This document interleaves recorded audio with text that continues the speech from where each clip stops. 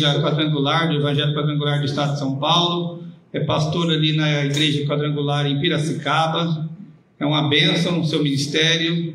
Já pude assistir alguns cultos online, pastor. Depois que estivemos lá, copiamos o site lá e mesmo de Sumaré você esteve acompanhando. É um prazer para nós ter o reverendo aqui com a gente, é uma honra. Sinta-se bem em nosso meio, que Jesus fala ao seu coração e ao nosso também. Deus abençoe. Obrigado, Leomar. Boa noite, igreja. Boa noite. Dia de hoje, né? Paz seja convosco, amém? Quero saudar nosso amigo Vitor Quevedo, meu amigo. Deus abençoe a todos. É uma alegria estar com vocês aqui hoje. E eu até brinquei com o Paulo, está comigo. Estou me sentindo um leão na cova dos Daniéis aqui. É coisa diferente. Nós somos pastores há 37 anos, eu e minha esposa. Começamos bem jovem, comecei com 19 anos. E fui ser pastor em Ipeúna. Alguém conhece Ipeúna aqui? Ipeúna. Rio Claro, ali do lado de mim, seus amigos. Uma cidade que na época tinha 3.500 habitantes. Uma cidade pequena. Um desafio, tudo é desafio, mas eu encaro as situações que vêm para a nossa vida não como um desafio, mas como uma oportunidade. E os Gedeões, eles têm a incumbência de no ano 2023 e 2024, não é um desafio, mas é uma oportunidade de entregar 4.200.000 exemplares das Escrituras, graças a Deus por isso. É uma grande oportunidade que está nas nossas mãos. E aí eu vivi, com 19 anos, assumindo a igreja em Ipeúna. Solteiro ainda, uma igreja que tinha 12 membros, 12 pessoas, numa cidade extremamente católica, extremamente religiosa, dominada pela religiosidade, a ponto de, quando eu me casei, fui morar lá, e eu trabalhava em Rio Claro, e eu andava de circular, do ônibus circular, e esse ônibus eu pegava no primeiro ponto. E quando ele passava para ir embora da cidade, um ônibus que saía até Rio Claro, ele enchia, ficava muito cheio. E no meu banco ninguém sentava. Por mais que eu insistisse para alguém sentar do meu lado, ninguém sentava. Porque se sentasse o padre ficaria sabendo, Maurício, e a coisa ia complicar para todo mundo. Mas Deus deu graça. Fiquei 5 anos para conseguir chegar a 40 pessoas. 40 pessoas. Nisso nasceram minhas filhas, Marcela e Bruna. Sou casada com a pastora Lourdes. Na Quadrangular nós temos esta nomenclatura, as mulheres, porque na Quadrangular, fundada por uma mulher em 1922, a IB, Seth MacPherson, a gente tem que dar graças a Deus desse homem poder pregar, né? Graças a Deus. É diferente um pouco. A gente tem que dar graças a Deus de os homens poderem pregar na igreja Quadrangular. Mas, aí eu fiquei 5 anos e juntei 40 pessoas. Era aquela sanfona. Ganhava, as pessoas melhoravam um pouquinho de vida, mudava da cidade. Pronto, ficamos com 40 pessoas. E Deus deu graça. E as coisas começaram a acontecer. As coisas começaram a dar certo. As almas começaram a chegar. Porque quem envia almas é o Senhor. Não tem outro. É Deus que fala assim: eu vou colocar as pessoas. A Bíblia diz em Atos: e o Senhor acrescentava o número daqueles que iam sendo salvos.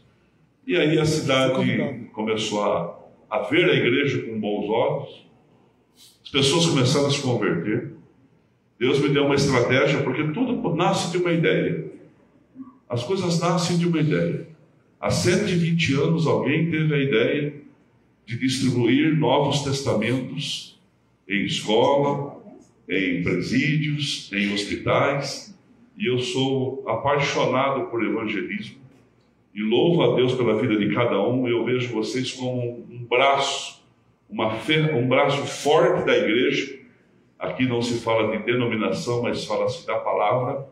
E o poder da palavra é algo extraordinário. Eu sou apaixonado pela leitura da Bíblia e pela Bíblia, porque a gente pode negociar qualquer coisa, menos os princípios estabelecidos de Deus para a nossa vida. E a palavra de Deus é a lâmpada, não é? Às vezes a gente indica para um amigo um bom livro, quando a gente devia indicar para um amigo a leitura da Bíblia, porque é a lâmpada para o pé e luz para o caminho. É a lâmpada para o próximo passo e luz para todo o caminho. E Deus me deu graça ali. Começamos a juntar gente, com isso veio conquistas. Construímos uma igreja em Ipeúna para 600 pessoas sentadas. Vitor já cantou lá. E aí compramos vários terrenos. Deus me deu uma estratégia de culto simultâneo. Fazer o culto de casa em casa. Então a gente tem que ter uma estratégia. Se eu falasse para você tomar um chá hoje, você fala assim, eu vou tomar um chá que vem da taurina, por exemplo, do testículo do boi. Quem aqui tomaria um chá de testículo do boi? Ninguém braço aqui para tomar um chá de testículo. E se eu disser para você que você já tomou? Um austríaco foi fazer uma visita na Tailândia. Serviram um chá para ele numa padaria. E disseram, esse chá aqui é do testículo do boi. Tomou o chá, falou, estava apaixonado no chá. O chá não saía da cabeça dele.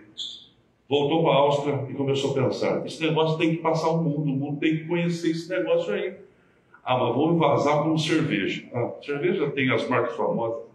Vou envasar como refrigerante, Coca-Cola, essas bebidas fortes, como Pepsi. Ele invasou como Red Bull. Lembra? Você já tomou, ainda toma e gosta. Nasceu de uma ideia. Pega lá, taurina. É o que veio de lá. Pode ler a história do austríaco. Pode ler a história dele. E aí Deus me deu uma ideia de fazer culto de casa em casa. Organizei o culto. Nós íamos com uma pregação de casa em casa. Uma pregação de casa em casa. As pessoas começaram a se converter.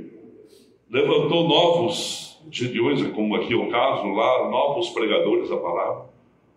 Eu cheguei a ter 200 pregadores dentro da igreja. Aí você fala assim, mas onde se conseguia? O cantor canta, ele prega. A professora de criança dá aula para as crianças, ela pode pregar numa casa, e aquilo, a cidade foi invadida pela pregação. Eu vou dizer para você com toda a humildade, não ficou uma casa em Ipeúna que não ouvisse a palavra de Deus. Hoje a gente tem a asa do avião online, que é uma ferramenta que as pessoas assistem e às vezes nem falam para a gente. Mas aquele tempo a gente ir na casa, bater palma, entrar, pregar para a pessoa. E aquilo, a igreja cresceu.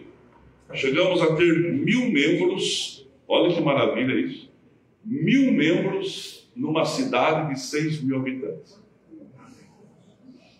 É muita gente. E ainda a bênção de ter 200 pessoas que saíam de outras cidades para assistir o culto lá. Então a cidade ficou muito forte na questão do evangelho. A gente fazia vereadores, do lado que a igreja ia, o prefeito ganhava. Enfim, não se esconde uma cidade iluminada. Um belo de um dia, nosso pastor presidente precisou de um superintendente para ir para Piracicaba.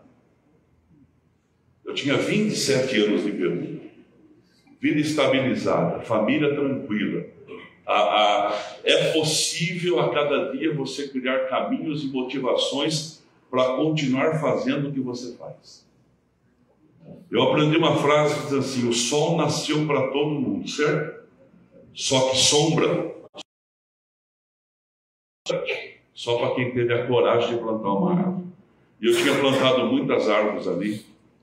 E aí um belo de um dia eu sou convidado a assumir Piracicaba. Fiz uma transição tranquila. E depois de um ano de transição, eu entreguei o meu Isaac. Oh, meus queridos, se alguém já entregou algum dia um Isaac, você sabe o que eu estou falando. Eu entreguei Ipeúna e fui embora. No dia 25 de julho de 2012. E no dia 27 de julho de 2012, eu assumi a igreja sede de Piracicaba, que há 9 anos estava fechada. Se tem piracicabano aqui, você vai lembrar do acontecido. Assumi a igreja. Mais um desafio, pastor? Não, mais uma oportunidade. Quando você faz um bolo, e vocês fazem muito bolo, o que importa é saber a receita. O tamanho da forma, se você tiver uma forma maior, é só aumentar a receita. É só fazer o que sempre você faz. E fomos para Piracicaba, eu e a minha família. Eu, Lourdes, Marcelo e Bruno. Hoje minhas 2 filhas são pastoras. Uma é superintendente com o marido em São José dos Campos, estão desbravando lá. Outra trabalha comigo em Piracicaba, junto com o seu marido. Tem um neto chamado Benício. E assumi a igreja. Irmãos, foi difícil, pastor? Nunca é fácil. Distribuir Bíblia não é tão simples assim. Distribuir a palavra de Deus, porque a gente trabalha parece que na contramão. Mas a palavra de Deus é poderosa para quebrar todas as fortalezas. E aí, Deus me deu graça em Piracicaba também. Assumimos lá, a igreja quadrangular em Piracicaba tinha 25 igrejas. Nós fomos bem distribuídos na cidade. Eu acredito muito no crescimento vertical, mas também no horizontal. Um crescimento vertical ele é bom. Você pode distribuir 1 milhão de Bíblias em São Paulo, mas você pode também fazer no horizontal. Pastor Toninho assim, engasga sempre. Fazendo horizontal e chegar nos 6.000 municípios que nós temos. Não adianta concentrar só no lugar. Então eu aprendi uma coisa na vida, como representante comercial. Eu aprendi uma coisa. Você tem que crescer aonde você já está. Vocês estão no hospital, vamos continuar evangelizando naquele hospital, distribuindo naquele hospital e fazendo o papel naquele hospital. E o segundo crescimento, aonde eu não estou. Por que Coca-Cola é Coca-Cola? Ela está tanto aqui no palácio, como ela está na feira amanhã cedo. E aonde eles não estão, eles vão estar. Essa é a nossa função, não é? E abrimos 24 igrejas e mantivemos as 25. Eu jogo com o mesmo time que eu assumi. Eu jogo com o mesmo grupo de pastores que eu assumi. 24 foram novos, 25 já estavam lá. Nós saímos de 4.500 membros para servir ceia esse último final de semana, no presencial, para 12.200 pessoas. Olha o crescimento que aconteceu. Assumi uma igreja fechada, há 10 anos. A igreja fechada que eu assumi tem hoje, serviu ceia domingo para 1.847 pessoas. 4 cultos. 6 da manhã, 8, 10h30 e 18h30. E eu tinha no online, porque a gente trabalha muito essa ferramenta. Você sabe que um avião ele não decola com uma asa só, precisa de 2. Hoje a igreja tem a asa online, que é a rede social, e tem também a asa presencial. Graças a Deus por isso. E a gente aprendeu.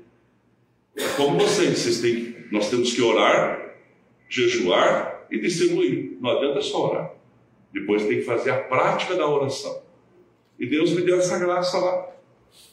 E nós estamos crescendo no bairro, indo para a 3ª reforma. E é isso que chama atenção. Chama atenção. Aí a igreja quadrangular precisou de um presidente do estado para cuidar de 2.000 igrejas e 7.000 pastores. E acharam o pastor Toninho. Você vê? Saí lá do Pasto, lá de P1, lá da terra dos caipiras, para ser presidente da igreja, no estado de São Paulo. Então, quando você acha que Deus não faz milagre, nunca acredite nisso. Aqui há muitos testemunhos de milagre. O Maurício me apresentou um moço que há 20 anos era uma pessoa que não tinha uma vida correta segundo os princípios. Entrou no hotel, está aqui o irmão, foi ler, tinha lá um Novo Testamento, o poder da palavra entrou no coração dele, se converteu e hoje é um gizião. Olha que coisa linda. Deus me permitiu viver de novo. Em 2020 eu fui vítima do Covid. O Covid não foi bom para mim. Eu cheguei a ser desenganado dentro de um quarto. Eu praticamente, segundo todo mundo fala, eu morri. Aconteceu de tudo que você possa imaginar. Fui entubado. Perdi 47 quilos, recuperei tudo, já é bom. A intubação é uma coisa de louco. Alguém foi entubado aqui? Alguém foi entubado? Você vê que é poucos que são entubados estão vindo para contar a história. Não tem nenhuma sequela. Não tem nenhuma sequela. Do mesmo jeito que eu fui, eu voltei. Acho que Deus tinha planos para a minha vida ainda. E quando eu acordei da intubação, Deus colocou um versículo no meu coração. Você é que nem Pedro. Tiago eu levei pela espada, Pedro eu devolvi para os discípulos. Você vai sair de quarto em quarto até estar na rua. Pastor, Eliomar, Deus foi lá em Peúna e falou isso para Lourdes. É uma coisa incrível. A coisa assim é que é de Deus. Eu levei um pregador lá chamado Edno Melo. Alguém conhece? Edno Melo? É de Campinas, um escritor poderosíssimo. E ele pregou numa campanha que a gente tem chamada 12 dias. E a Lourdes, ele olhou para a Lourdes, porque a minha mulher segurou. Nós fizemos 48 cultos em 12 dias. E a minha mulher, com o marido morto lá, ou quase morto. Mas quase morto não é morto. Aí o que aconteceu? Deus falou com ela assim, ó, na segunda-feira, dia 4, o Toninho vai sair do hospital igual Pedro saiu da cela. Quando perceber, ele está na rua. Deus vai lá, minha irmã, e fala comigo a mesma coisa. E a gente estava incomunicável, dentro de uma UTI. Você vai sair. E acontecia assim, ó. Passou 2 dias, eu já acordei, eu já estava bom. Fraco, mas bom. 3º dia, me desceram da cama. 4º dia, eu já fui tomar banho, sozinho. Com ajuda, mas pelo menos no banheiro. 6º dia, o médico falou assim, estou precisando da UTI. Você vai para a semi-UTI. Falei, não tem problema. Você não está achando ruim porque? Eu falei, o senhor não quer saber porque eu estou achando ruim. Fiquei 2 dias na semi-UTI. 2 dias. 2º dia, a médica chega e fala assim, é uma equipe de médicos, nós estamos precisando da sua semi-UTI. Você vai para um quarto. Eu falei, não tem problema. Falei, todo mundo reclama. Falei assim, eu não reclamo. A senhora não sabe o que vai acontecer comigo. A senhora não vai nem perceber, eu vou estar na rua. Não, você vai ficar mal 20 dias aqui. 3 dias depois, eu já estava com alta no hospital. Vim para casa. Em 1 semana, Deus me deu graça de voltar a dirigir sozinho. Não sei, é um milagre. Então, nosso Deus é um Deus de milagres. Então, não duvide de nada que Deus coloca no seu coração. Tem um propósito. Já falei demais. Filipenses capítulo 3, verso 13. Tem mais 20 minutos.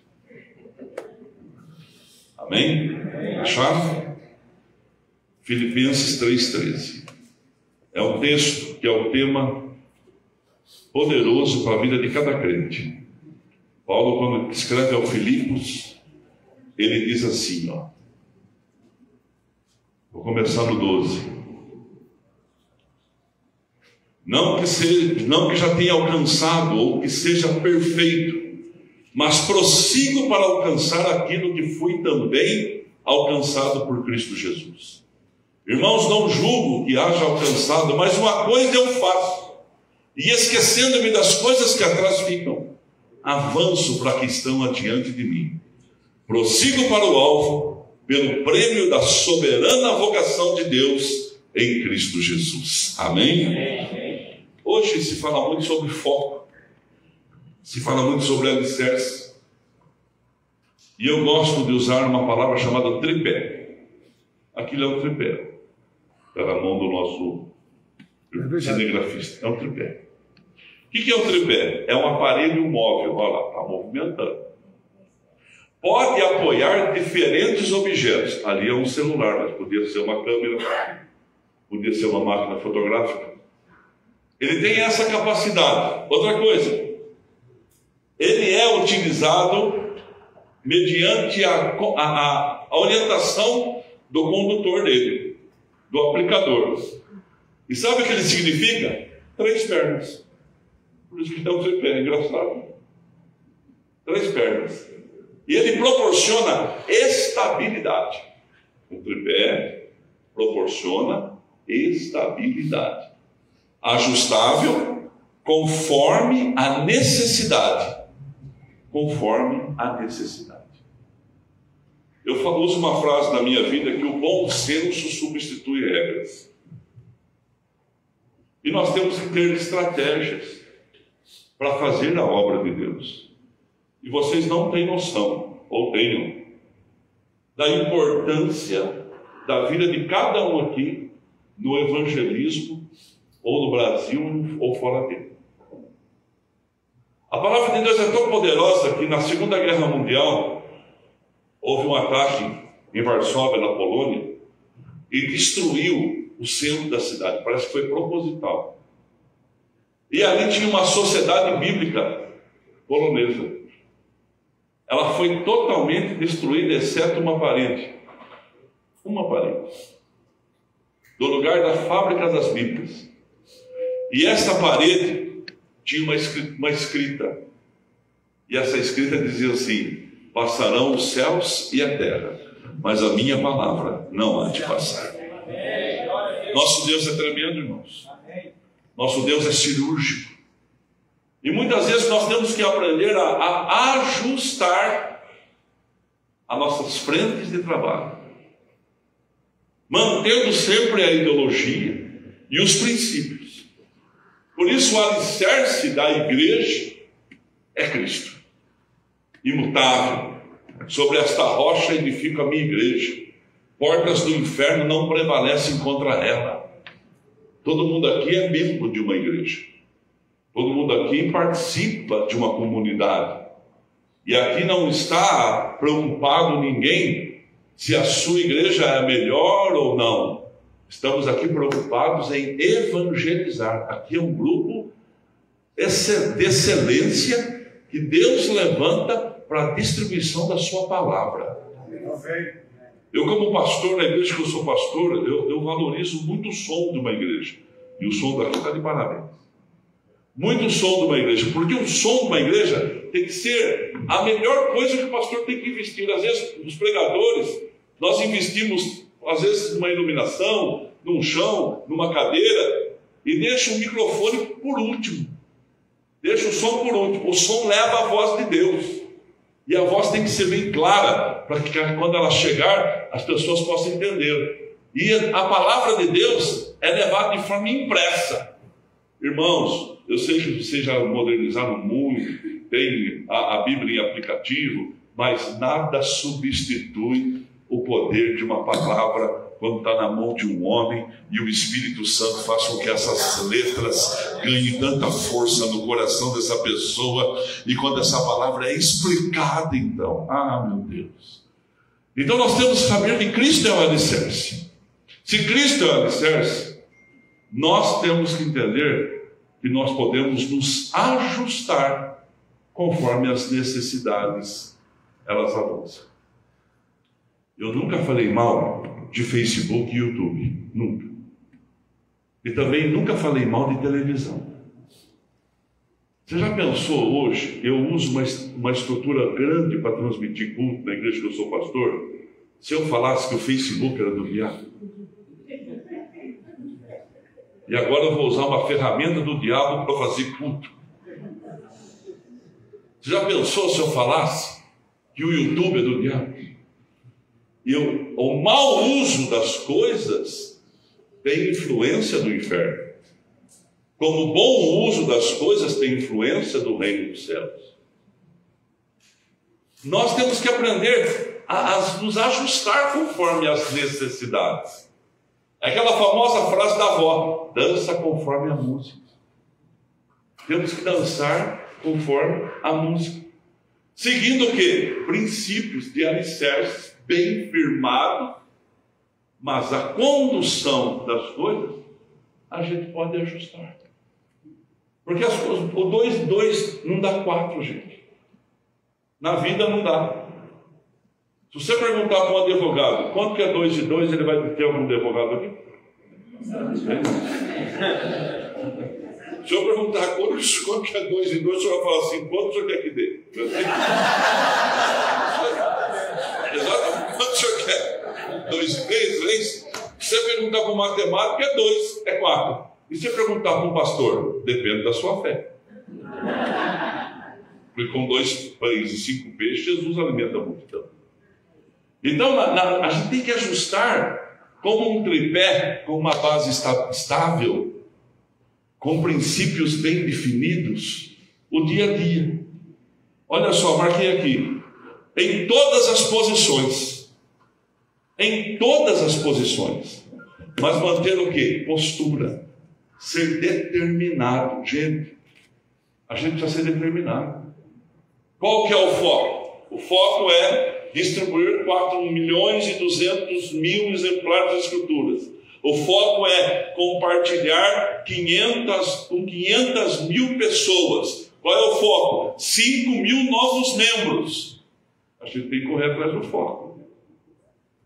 Na igreja que eu sou pastor, ela vai batizar esse ano 200 pessoas. E no estado de São Paulo, nós vamos batizar 30.000 pessoas. Aí você fala assim: como que você vai conseguir isso? Pô, eu tenho 2.000 igrejas, irmão, Edilson. Se eu tenho 2.000 igrejas, Adilson, eu divido 30.000 por 2.000. Sabe quanto que dá? 15.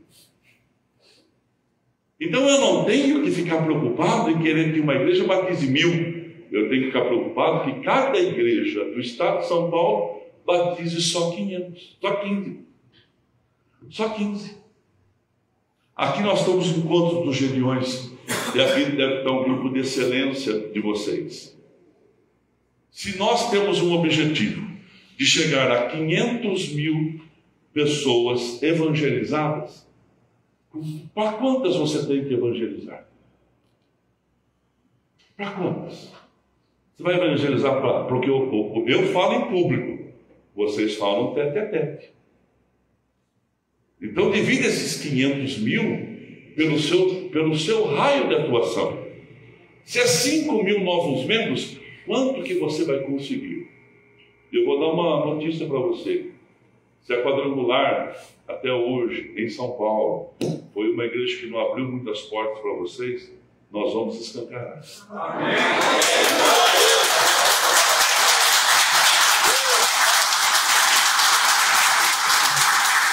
Nós vamos escancarar. Porque precisa. Se você, a gente precisa de apoio, sim ou não? Sim. Precisa de apoio.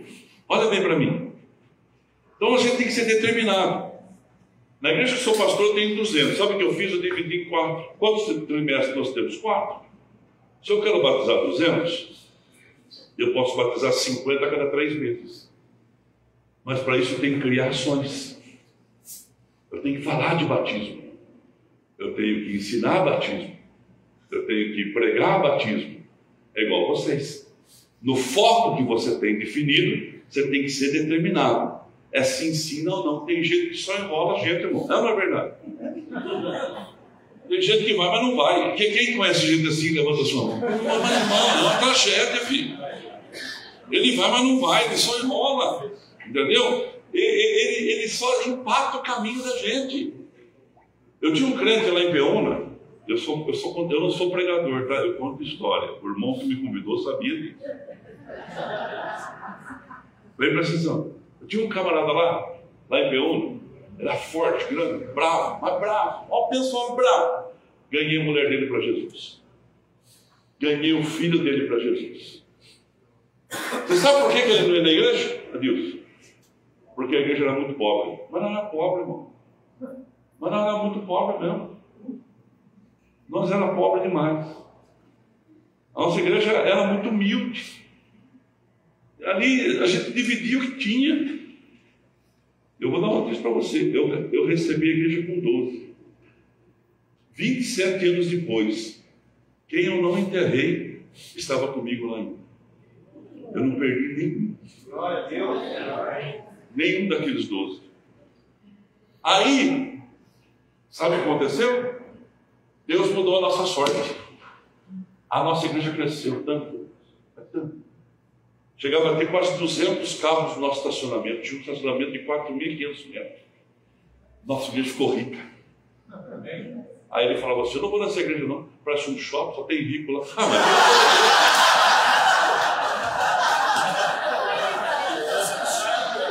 Só empatou nosso caminho, só faz a gente perder tempo.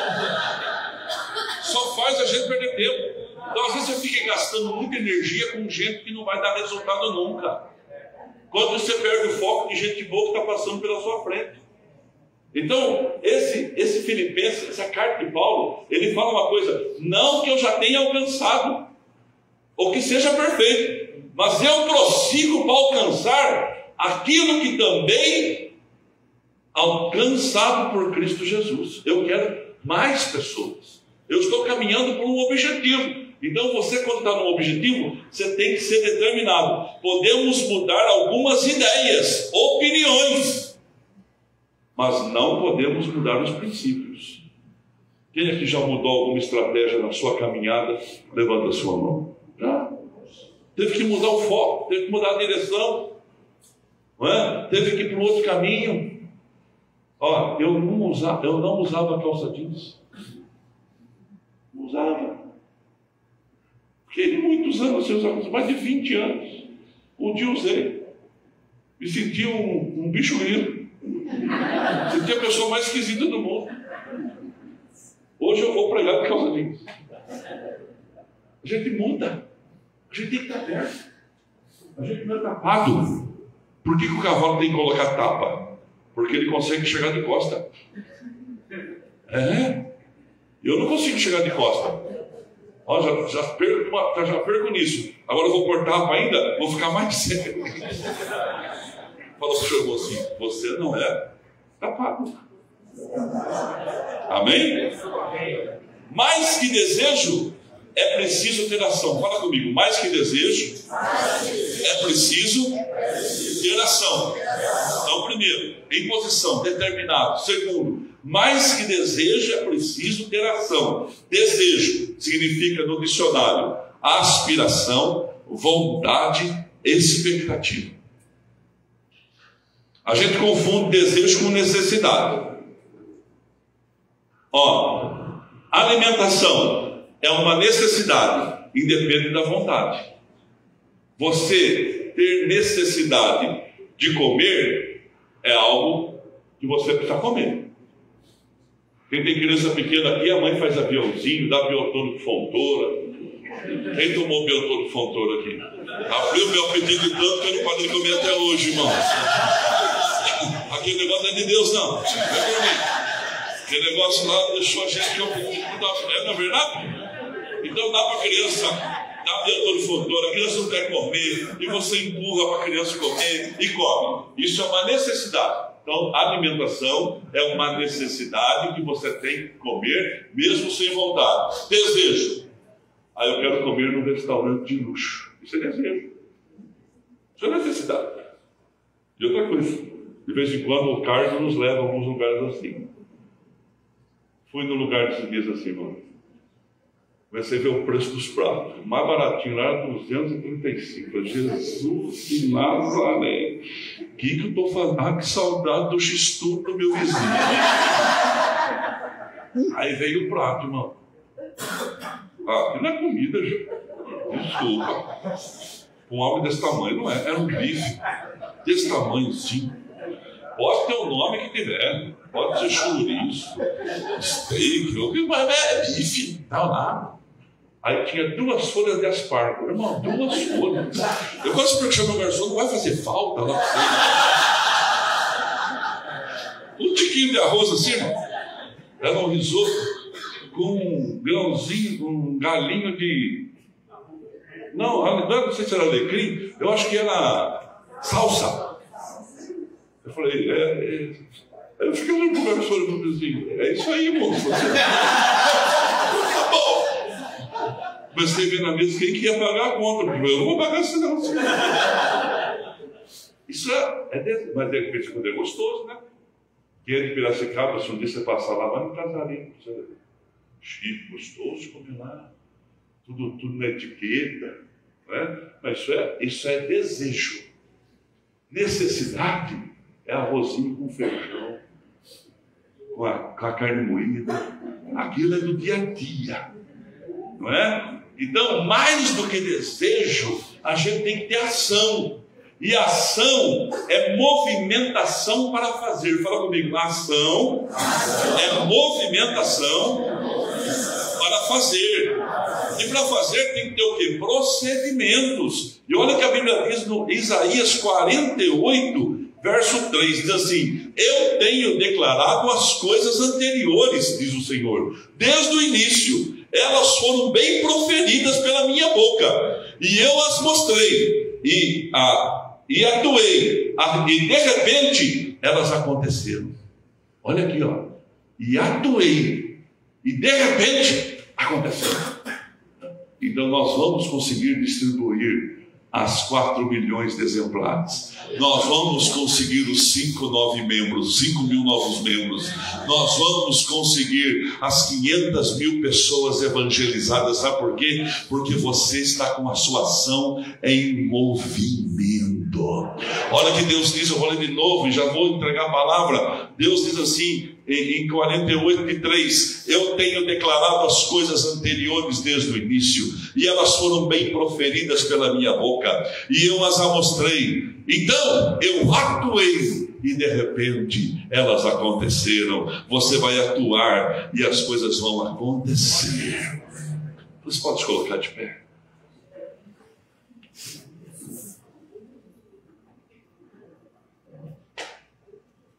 Só vou ler mais um tópico e vou orar. Lidando com o passado. Olha que Paulo fala: esquecendo-me das coisas que para trás ficam. Vamos falar forte? Esquecendo-me das coisas que para trás ficam. Mantenha o seu passado na proporção correta. O passado tem a capacidade de paralisar.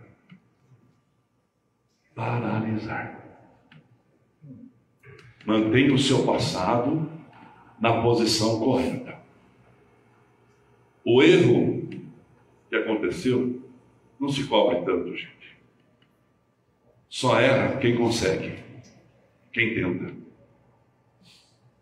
Só erra quem tenta. Quando eu saí de Peúna e eu fui para Piracicaba, houve uma comoção na cidade. A cidade gostava da gente. Aquilo do passado tinha ficado para trás. A gente gostava da cidade. A gente gosta da cidade. E aí, eu falei para o povo assim: não queira que não dê certo. Queira que dê certo. Porque a última coisa que vai me trazer para cá é o fracasso. Se eu fracassar, eu volto. Se eu fracassar, eu volto. E eu era bem claro comigo mesmo. Eu pensava assim: eu não posso morrer sem tentar. Você não morra sem tentar. Se errou, se não deu certo, se aconteceu os imprevistos que acontecem com todo mundo, a pandemia machucou muitas áreas da sociedade. Demais, pessoas perderam tudo. Sempre pessoas que investiu a sua aposentadoria para abrir um negócio de buffet. Buffet para criança. Entrou a pandemia, 2 anos sem festa, quebrou. Não se cobre tanto se alguma coisa não deu certo. Reaja a um poder sobrenatural sobre a sua vida. Segundo, acerto. Não fica lembrando disso. Leve apenas para aprendizado. Porque às vezes a gente também fica dormindo no berço esplêndido. Ó, eu sou palmeirense. Tem palmeirense aqui? 90% do povo é palmeirense. Tem corintiano aqui? 2. Vendo? 2. Corajoso. Hã? Ah, obrigado. Amanhã eu quero falar sobre a próxima geração. A gente não pode comprometer a próxima geração. Baseado no quarto do prepúcio dos 8 dias de um judeu. Você não vai comprometer a próxima geração. Olha bem para mim. O time do Flamengo, quem gosta de futebol, tem jogadores ali que já foram craques, mas não joga. Hoje não dá para jogar mais com o nome. Meu time do Palmeiras, o irmão Lima, é verdade? O Rony jogou domingo, agora com a Água Santa, com o braço machucado. Tomou uns remédios ali que possível, amarrou o braço, jogou, correu que nem doido, e no dia seguinte foi operar. Então não é com nome, é com vontade. Então, seu passado de erro, mantenha ele na proporção certa. Não se cobre tanto. Mas também não fica achando que é muito porque já fez. Você vai ter muito o que fazer. E os Gedeões é o único grupo que eu conheço, e fiquei sabendo hoje, que enquanto você respira, você é o Gedeão. Você pode entregar a palavra de Deus. Não é? No nosso meio de pastor, você vai ficando um pouco mais experiente, já começa a se descartar. Não é? Eu sou bem resolvido na minha cabeça sobre isso. Por isso que eu preparo muitos livros. Se você for na igreja com o seu pastor, eu tenho 80 obreiros que me ajudam. E eles, todo mundo sabe que eu sou prego de domingo. E os demais trabalham todo dia. Todo dia tem culto. Sabe por quê? Porque a gente tem que ser resolvido. Então, lembra do teu passado. Foi difícil, mantém na proporção certa. Foi de vitória, mantém na proporção certa. Porque Deus tem um futuro maravilhoso para todos nós. Levanta sua mão nos céus. Pai querido, que gostoso é estar aqui com os nossos irmãos. Sabendo, Deus, que é uma equipe de pessoas, não só aqui hoje. Aqui é um grupo, mas nós somos muitos. São mais de 200 países onde o Evangelho é distribuído. Pai Santo, são mais de 12 mil campos no mundo e mais de 700 no Brasil. Deus, mantenha essa chama acesa. Mantenha esse ânimo no coração de cada um. Mantenha essa esperança na vida de cada um. Porque nós somos, Deus, braço da igreja na distribuição do Evangelho da paz. Deus, e quando o Evangelho chega, como chegou na minha casa, mudou a nossa história. Por isso, abençoa cada um para a tua glória e honra, suas famílias, hoje e sempre. Amém. Amém. Deus abençoe.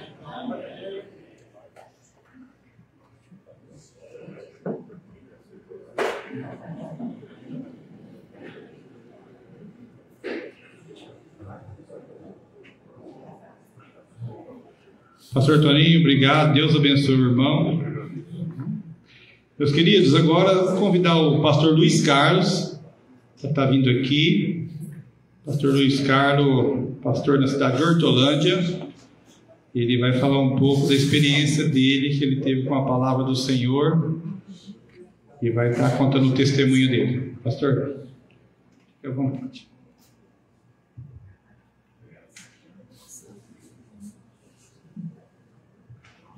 Acho que eu vou tirar aqui. Acho que fica mais aproximado. Graça e paz, povo de Deus. Amém. Amém. Glória a Deus. Jesus é a base do que eu creio hoje. Ele é o mediador, o único mediador entre Deus e os homens. E isso não foi sempre assim, né? Houve um tempo que eu fui ignorante quanto a isso. tá? E quero agradecer a oportunidade que o Gideões está me dando de trazer esse testemunho aqui e agradecê-los pessoalmente por algo que começou com vocês, né? Com uma obediência de vocês àquilo que Deus estabeleceu. Meu nome é Luiz Carlos, sou casado com a Cristiane, ela está aqui conosco, né? E nós pastoreamos a Igreja Batista Monte Sinai em Hortolândia, interior. Estamos casados há quase 28 anos. Nós temos 2 filhos, uma menina com 26 anos, casada com o Eduardo, e nós temos um garoto com 23 anos. Todos eles, um garoto, né? Todos eles junto conosco na igreja. Todos eles servindo conosco na igreja. Pastoreamos essa igreja há 17 anos. Vai fazer 18 anos agora no meio do ano. E isso tem um processo. Isso teve um começo. Além das coisas normais que toda igreja faz, nós temos 2 projetos hoje. Um projeto que acontece aos sábados chamado PIL, Projeto de Evangelismo Urbano. Ele trabalha com crianças até 12 anos da periferia do nosso bairro. Tem uma partezinha no nosso bairro que parece que não faz parte do bairro. Então nós trabalhamos com essas crianças ali. E tem um outro projeto que ele acontece aos domingos pela manhã, chamado Discipulando através do futebol, ou através dos esportes agora. E trabalhamos com crianças, adolescentes e jovens. Isso nasceu no coração de uma das famílias que se converteu ali no nosso ministério, que saiu das drogas, e ele disse: preciso fazer algo com esses garotos, com essas crianças, antes que a droga chegue até eles. Então, por isso existe esse ministério aos domingos ali. Bom, como eu disse para vocês, isso fez parte, ou faz parte de um processo, né? Tal qual o pastor Toninho acabou de nos ensinar aqui. Isso faz parte de um processo. E esse processo começou em 1992. 1992, até então eu não sabia nada de Deus, não queria saber nada a respeito de Deus. Eu não era ao menos religioso, mas no começo daquele ano, começando o curso técnico ali em Sumaré, no Colégio Doutor Leandro Francischini, no começo do ano, os Gideões apareceu ali, entregando o Novo Testamento. Eu tenho o meu até hoje, né? Entregando o Novo Testamento. E isso foi um marco na minha vida, porque foi a partir daquele momento que eu comecei a prestar atenção nas coisas de Deus. 92, naquele ano inteiro eu passei a ler este livro. Alguém que até aquele momento não havia literalmente lido um livro inteiro, nenhum livro inteiro. Em 92, passamos o ano inteiro lendo este Novo Testamento e fazendo perguntas a 2 irmãos que a gente trabalhava junto, que me perturbava antes, e eu não queria saber, irmão João e irmão Eli. Passei a fazer pergunta pedindo que me explicasse a palavra de Deus. No ano seguinte, no começo do ano seguinte, a tia Maria, uma mulher de Deus, irmã da minha mãe, veio passar as férias na casa dos meus pais. E com ela a gente se aprofundou muito nas Escrituras. Eu ia dormir de madrugada, perguntando, questionando. Foi um momento muito gostoso, muito gostoso. No meio daquele ano, eu estava sendo batizado, confessando Cristo Jesus como meu único e suficiente Salvador, em 93. Conheci a Cris, nos casamos em 95, constituímos família, e o Senhor Jesus passou a alinhar a nossa vida, mudar coisas na nossa vida, mudar as nossas prioridades. Passamos a pensar mais nas coisas de Deus, passamos a fazer mais as coisas de Deus, a nos envolver mais nas coisas de Deus. Tanto é que eu e a minha esposa, nosso prazer hoje Eu digo isso com alegria no coração, para a honra e glória do Senhor. O nosso prazer hoje é servir ao Senhor. Foi e é servir ao Senhor. Não me lembro de um tempo em que nós ficamos distante da obra de Deus, a não ser aqueles primeiros momentos em que fomos discipulados, fomos ensinados. A partir dali a gente passou a trabalhar na obra do Senhor e estamos até hoje, graças a Deus. Tá? É verdade que há momentos assim que a gente quer, ao invés de quebrar uma perninha da ovelha, quebrar o pescoço, mas né, o Senhor da graça, o Senhor nos ensina. Samuel falando: longe de mim pecar contra ti, deixando de orar por vocês. O Senhor nos mostra Moisés, que vai diante de Deus clamando ao Senhor por um pouco de dura serviço, e a gente aprende com isso e segue firme a caminhada. E o Senhor nos abençoa. Então, queridos, essa é a nossa jornada nesses 30 anos de caminhada cristã. Tudo começou com uma semente plantada. Eu não sei qual Gideão entregou este livro. Esse livro ele é marcado, é riscado, porque foi bastante usado. Eu não sei qual Gideão entregou este livro para mim. Eu sei que aqui tem um grupo de Gideões que talvez não saibam quais sementes que germinaram das que vocês plantou, mas com certeza muitas germinaram, e eu sou uma dessas que germinou. A honra e glória do Senhor.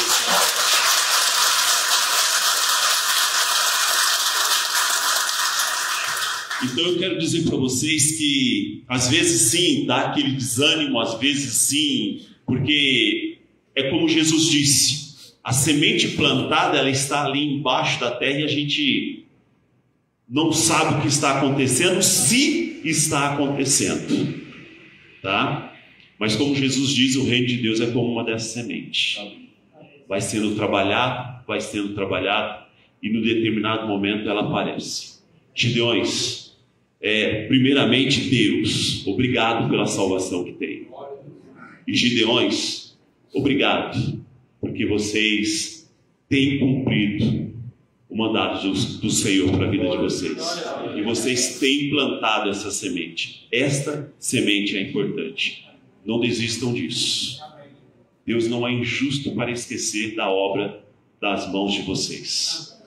Talvez vocês nem fiquem sabendo no percurso da sua vida, mas com certeza, quando chegar no céu e se cumprir a palavra que o Senhor Jesus diz, ainda hoje estarás comigo no paraíso, e Ele pegar a sua mão para entrar junto com você no paraíso, Ele vai começar a apresentar sementes que você nunca conheceu, que germinou e produziu muitos frutos. Deus abençoe a vida de vocês.